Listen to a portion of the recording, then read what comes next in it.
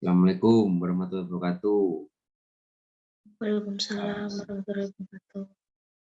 Ini Mbak, menindaklanjuti kegiatan KKN saya itu Village yang kemarin saya memilih targetnya itu Mbak Daniar, yang usahanya berjualan jilbab dan karena dampak dari COVID ini sangat besar terhadap bisnisnya Mbak Daniar ya.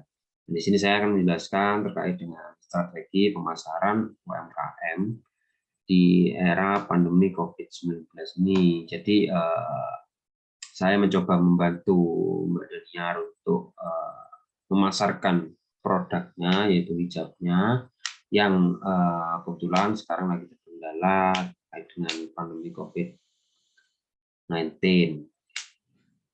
Saya langsung saja Mbak.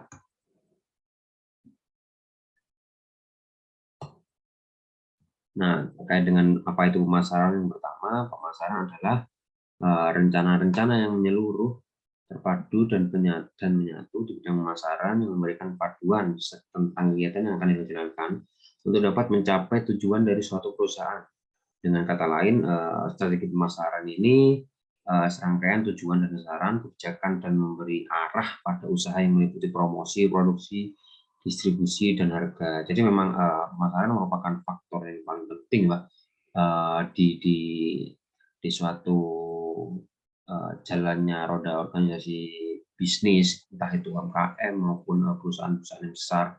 Pemasaran itu menjadi ujung tombaknya lah, seperti itu. Nah, salah satu strategi pemasaran yang dapat digunakan dalam bisnisnya Mbak, bisnis UMKM hijab itu adalah strategi STP, yaitu segmenting, targeting, dan positioning.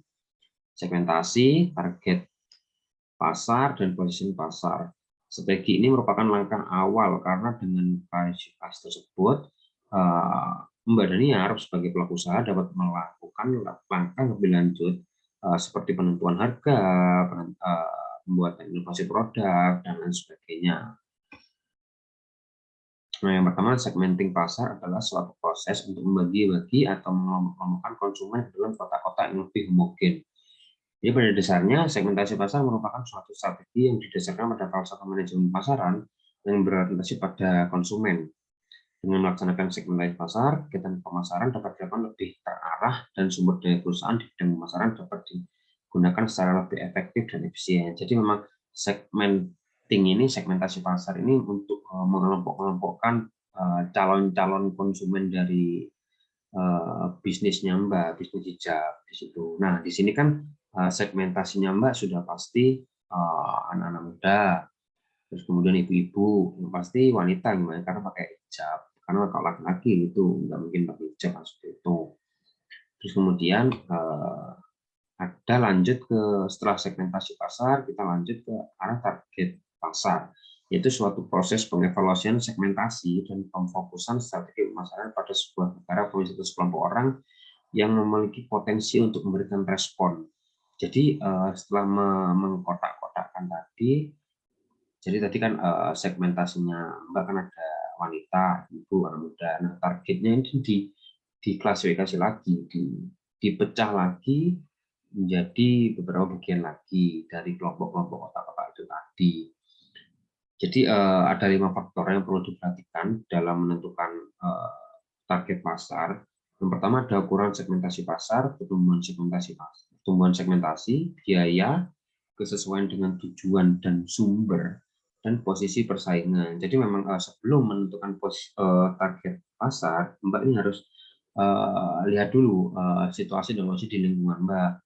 Jadi biaya-biaya yang dikeluarkan, apakah biaya kalau kita katakan biaya produksi itu cocok dengan kantong-kantong dari para kalangan anak muda, ibu-ibu seperti itu. Jadi memang target ini juga menentukan harga-harga penjualan seperti itu.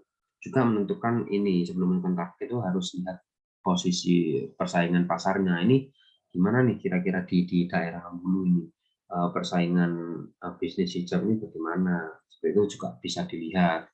Kalau saya menyarankan kepada Mbak bahwasannya melihat sedikitnya yang berjualan hijab di daerah Hulu, Mbak ini punya potensi besar untuk meraih target pasar yang besar juga, seperti itu.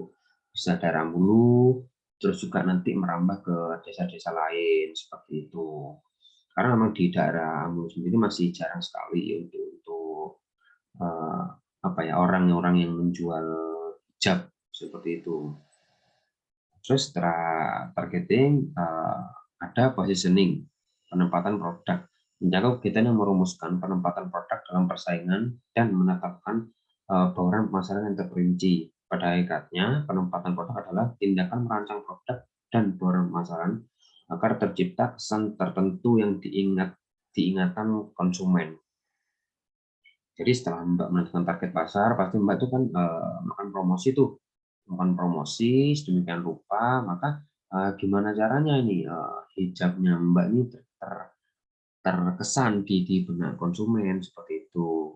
First impression-nya itu harus bagus, yang pertama itu. Terus yang kedua, kualitas produknya juga harus bagus. Terus ada diferensiasi produk yang membedakan produk Mbak dari produk hijab lainnya yang mungkin ada di Ambulu seperti itu. Jadi bisa diciri khaskan lewat label itu. Terus juga mungkin saya menyarankan terkait dengan packaging. Packaging itu harus bagus, bisa dipakaikan ini gift card, thank you card seperti itu juga menarik untuk memberi kesan kepada konsumen seperti itu. Terus ini ada beberapa cara product positioning yang dapat dilakukan pemasar dalam memasarkan produk pada konsumen. Antara lain penentuan posisi menurut atribut. Jadi itu atribut maksudnya klasifikasi dari produknya Mbak. Itu. Terus yang kedua ada penentuan posisi menurut manfaat. Ini jelas manfaat ya selain untuk menutup kepala, juga tren saat ini itu untuk bergaya sebagai gaya hidup kalangan anak muda dan ibu itu juga perlu diperhatikan. Terus kegunaan, terus dari pemakai, terus dari pesaingnya juga. Ini juga harus yang perlu untuk diperhatikan posisinya seperti itu. Terus yang terakhir ini terkait dengan harga. Yang dimaksud dengan harga adalah sumber uang yang dibayarkan atas barang atau jasa atau jumlah nilai yang konsumen tukarkan dalam rangka mendapatkan manfaat dari memiliki atau menggunakan barang atau jasa tersebut. Jadi setelah menentukan alur-alur tadi, segmentasi, target pasar, terus positioning, Mbak juga tidak lupa untuk memasukkan pertimbangan harga. Jadi maka perlu untuk dilakukan survei kepada para pesaing, boleh kepada teman-teman kalangan muda, harga pasarnya itu berapa sih? Nah, kalau bisa dari Mbak ini harganya lebih murah, 1.000-2.000 itu sangat-sangat ini ya dipertimbangkan oleh calon konsumen menurut saya pribadi seperti itu. Terus juga harus dipertimbangkan ini juga apa namanya tadi kan kalau misalkan pakai thank you card, gift card itu juga harus dihitung juga seperti itu. Terus juga pemilihan apa ya produsen dari Mbak kan ini kan buat sendiri seperti itu. Jadi biaya-biaya tadi di, dirumuskan bagaimana caranya itu untung tapi tidak banyak seperti itu. Jadi untuk lebih baik untung sedikit dan berjalan lancar daripada untung banyak dan stagnan di situ aja atau pembelinya jarang seperti itu. Nah dari sini nanti Mbak bisa melakukan tuh segmentasi pasarnya bagaimana, terus target pasarnya bagaimana, positioning, terus harga dengan rincian-rincian yang tadi saya jelaskan. Terus kemudian kelas kali ini juga saya tidak berhenti sampai di sini.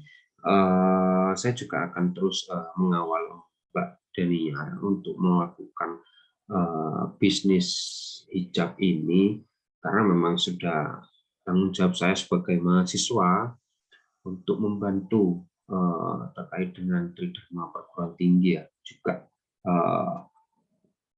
pengabdian kepada masyarakat itu juga penting menurut saya, juga tanggung jawab saya pribadi selaku mahasiswa untuk menerapkan ilmu saya yang saya dapatkan di bangku perkuliahan yang mungkin tidak Mbak dapatkan selama Mbak menjalankan di sini.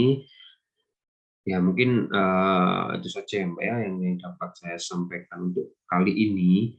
Kalaupun nanti ada pertanyaan dan lain sebagainya atau ada yang masih menemukan, itu bisa bisa langsung kontak saya langsung atau nanti kita bertemu lah. Seperti itu ya Mbak ya. Nah, iya Mas. Oke, mungkin seperti itu saja Mbak ya terkait dengan kelas kita kali ini. Saya kurang lebihnya mohon maaf. Assalamualaikum warahmatullahi wabarakatuh. Waalaikumsalam warahmatullahi wabarakatuh.